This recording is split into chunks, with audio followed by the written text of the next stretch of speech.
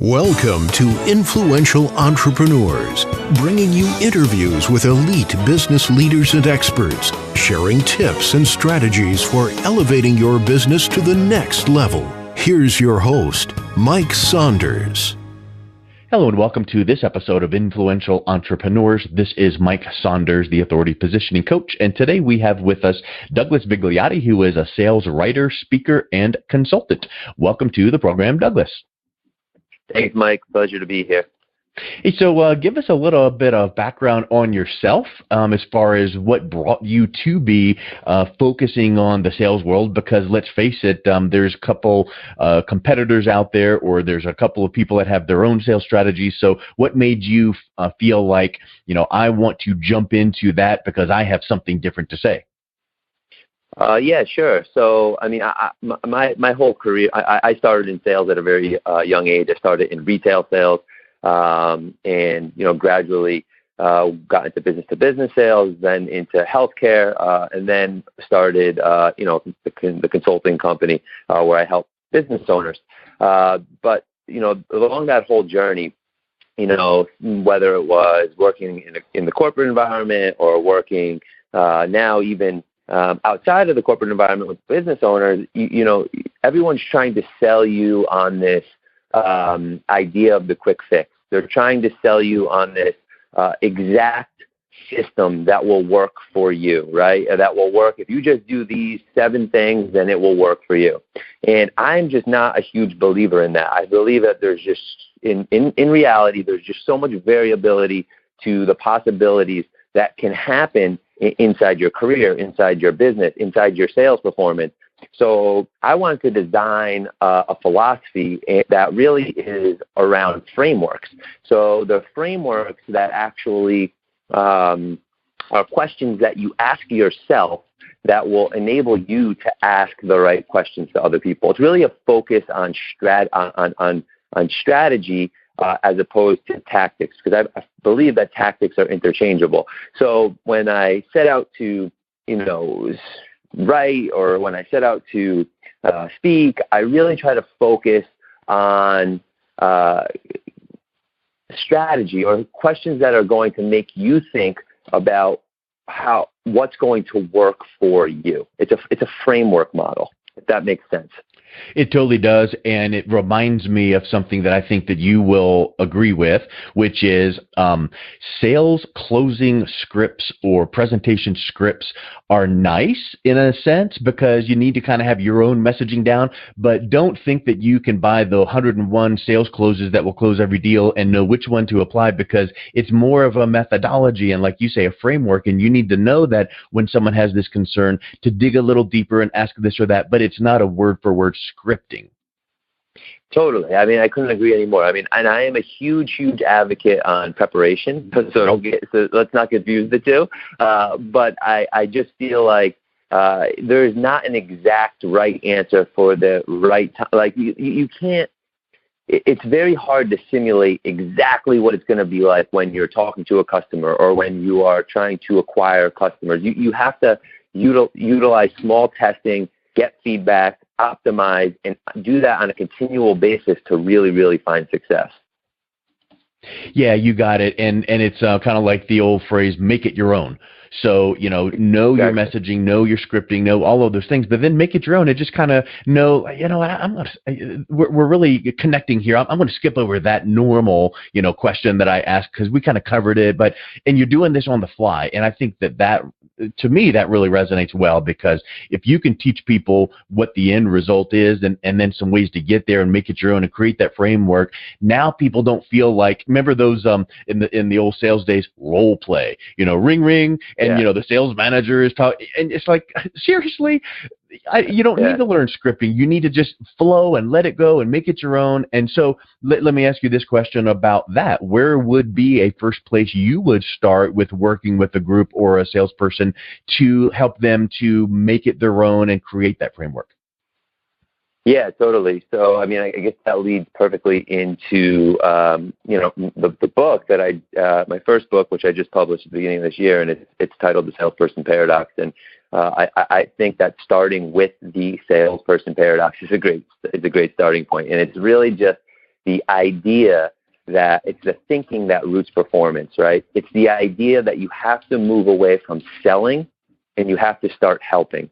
It's stop selling your products and services and start helping solve problems. And you really, and the paradox comes in where, every time I would do a seminar or do a talk or do some kind of speaking engagement where I'm talking to salespeople, I would ask them, why do they start in sales? And 9 out of 10 times, it's the same reason. It's the same reason why I started in sales when I started my career, and it's because of money, right? It's money. We society has conditioned us to believe that it's sell, sell, sell, and when you do, you make money, money, money, and you can. But what this then does is it breeds the thinking of money first, hit your numbers, right, to relieve pressure because you don't want your boss, your investors on your back, and then solve people's problems. But in actuality, it has to be the other way around. It's got to be solve problems to hit numbers to make money. So getting that thinking straight and really moving away from that innate me-first mindset, which all humans are subject to, and into that customer-first mindset where you're really trying to help them solve a particular problem. And this gets really, really hard to do when you have people on your back, investors, bosses, society pressuring you, all kinds of different, but it's a paradoxical way of thinking that you just have to trust the fact that when you're solving people's problems, they want you around and you're going to sell more because of it. You hit the nail on the head there, and it reminds me of all the Shark Tank episodes we see where the sharks say, well, that's fine, you've got this product, but what's it solving? Where's the problem that this is solving for the target audience? Because if it's not a big enough problem, it's not going to be a mover. Well, in sales, what is that problem you're solving? If it's just a yawner, like, okay, that's nice, thanks for dropping by, you're not going to get any action. So what do you recommend in, number one, discovering what that problem is, but then number two, making it super clear of how you solve it? Yeah, totally. So I think there's a big difference between two questions, and this happens to be part of a framework that that is in the book. And there's a big difference between what is the problem that you're solving and what the customer actually wants. And being able to decipher between the two is vastly, vastly important. Because you're there, just because you're there, because someone comes in and they're looking for, a lamp, that doesn't necessarily mean they're looking for the lamp, right? That means they're looking for furniture. That means they're looking for something to take up space. That means they're looking for light. That means what do they actually want? And when you can understand what the customer actually wants, whether you're dealing strategically or tactically, it becomes a lot easier to deliver the solution to that problem, right? Because otherwise, so basically what it is you have to get to the intention of the customer. You have to make sure that you ask as many whys as necessary. So it's, why are you buying this? Why, right? Because you have to get to the intention of what they are buying or why they are buying what they're buying, because you may be able to provide a solution that has nothing to do with what they actually came in for, but is going to solve their real problem. And guess how we discover what that is? We ask questions, and you're curious, and you're, I guess some of the other cliche words that it would accomplish is you're showing empathy, and it's not like empathy feeling sorry for. It's empathy like people are consciously thinking, wow, this guy's really interested and caring and asking me questions, not trying to push and buy. He's trying to clarify, and you're going, so hey, let me clarify this. You're saying that if you had XYZ, you could accomplish this or alleviate that. Okay, good. That's what I was thinking. And asking those questions to clarify gives you ammunition, but it also gives them the feeling that you're listening to them. They're being heard. Totally, I couldn't agree anymore. So, I mean, in that framework that I began to unveil a little bit there, I totally agree with you, Mike. But one of the there's really just 4 questions. Now, I don't care necessarily how you answer these questions. I don't care what words you use. I don't care how you phrase your sentences. But you have to be able to answer these questions. And it's, what problem am I trying to solve? So, what is the big picture problem? What does the customer actually want from me, right? The intention of why they're there. Have I put myself in the customer's shoes? So you have to understand what kind of pressure they're under. You have to understand what their world is like. And 4, how can I make this problem easier to solve? Now, those questions go a lot deeper, but those 4 basic questions must be addressed on every single interaction. Now, you may not be able to do it tactically in the moment, but that's where the preparation comes in. Not on understanding the sales script, not understanding, what exactly I'm going to say at the right time. It's, am I answering those questions? Do I have clarity on those 4 questions?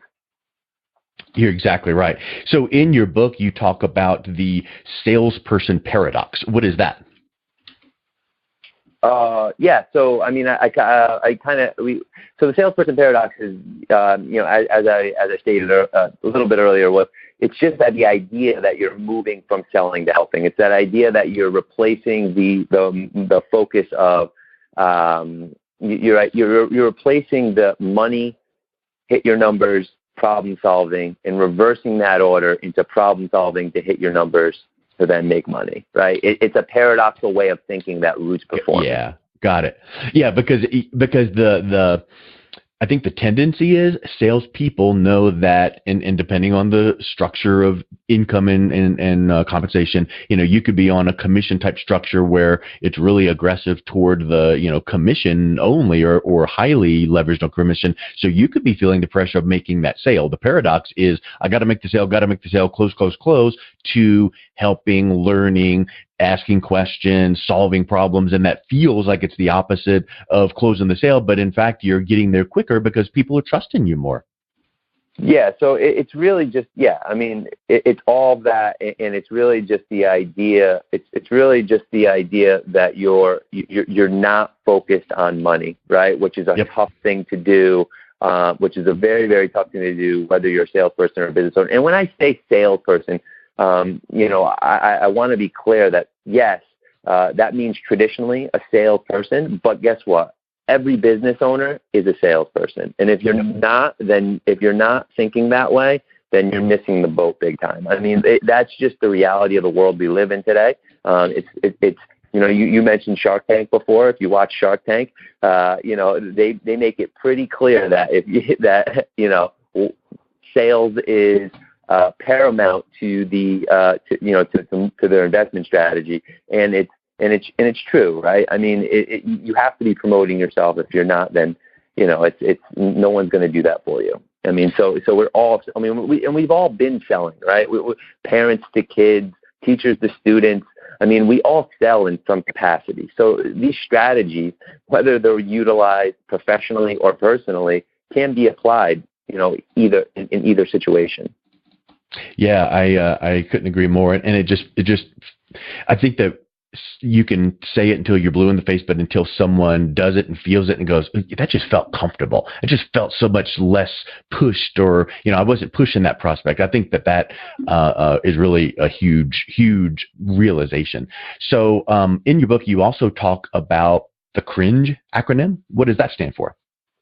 Oh yeah, so that's I'm happy you asked about that, because in my book, the book really breaks out into 3 sections, and the first section is all about changing your view, right? It's about erasing preconceived notions, adjusting your perspective, understanding you can learn from anywhere. Then the second is about solving problems, and we go through kind of some as preliminary what we kind of just discussed in much greater detail. And the third section is, if we're solving problems, we have to be able to provide solutions, right?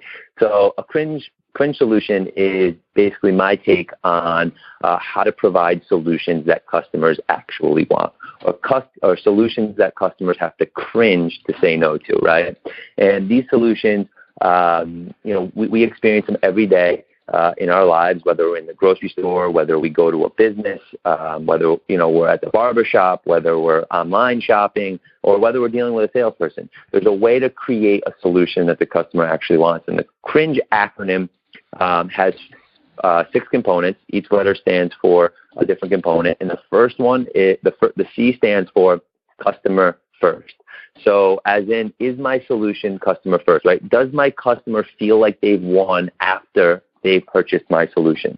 This is really, really important for a plethora of reasons, but you have to address this first and foremost. Okay, now again, this is a framework. There's a lot of questions that go into understanding whether your solution is customer first and whether does my customer feel like they've won, but you have to be able to do that in today's day and age. Number two, we've already addressed that, real problem. So the goal is to defeat the problem, not the customer, right? So we have to understand, have we figured out what the customer actually wants, right? And then we go through a systematic way to do that and to find real problems for the customer. I stands for immense value. Now, this is what makes Cringe Solutions so important, and they are, it's the idea that the value in a Cringe solution will always supersede the price, right? Because when you have a price, as the old saying, or Warren Buffett actually has a great quote in this, and he says, price is what you pay, value is what you get, right? So you have to be able to provide immense value, and specifically in 4 areas. I usually, I like to focus on the intangible value adds, not the tactical value adds that, you add in a service, add in this. I'm talking about the intangible stuff like time. How can you save the customer more time? Or how could you speed up my delivery? How can you speed up delivery, right? Like those are 2 really, really important things that can add immense value depending on the situation. Or status. Who does the customer want to look good toward? And then how can I make that happen? Now, this can work strategically, tactically, but you have to answer those questions because status is a big value add. And then ease, right? Like how can I make their lives easier? Or how can I make it easier to do business with me? Now, again, big level questions. Tactics, interchangeable. Still have to be able to answer these questions because these are huge, huge value levers. And then money, right? You have like, how can I reduce costs or how can I make them more money? And those, again, huge, huge value lever, but tactics interchangeable. And then we go to the N, which is non-negotiable. And not that the solution is non-negotiable, but the idea is this is a mindset, right? Like, do you believe that your customer is better off with you than without you? Do you actually believe that? Do you believe that your customer is going to be better off with you than without you, right? Do you have unequivocal belief in the solution that you're providing? Because when you do, you have a moral obligation to try to serve them, right? And it creates a world of difference when you're positioning your solution, whether it's physically live or whether it's over digitally or online. It doesn't matter. You have to still possess that type of belief. Otherwise, you're losing one of your huge, huge leverage points. And then the G stands for good timing. So it doesn't matter, how what kind of problem they have, how much value you add, but if you don't present your solution in good timing, it could all be for naught. It's at least 50% of the game, and the way that I address that is usually through two elements, one being awareness and the other one being speed, right? So can you anticipate what's going to come next, and then do you have a plan to deliver when that happens? And, again, systematically working through that, and then easy to say yes. This is really, really, really important. Perhaps this is the best customer acquisition strategy in the world. It's just making your solution easier to say yes to. Again, not to belabor or to hammer on the Shark Tank stuff, but Mark Cuban has a great quote, and he says, make your product easier to buy than your competition, or you'll find your customers buying from them, not you.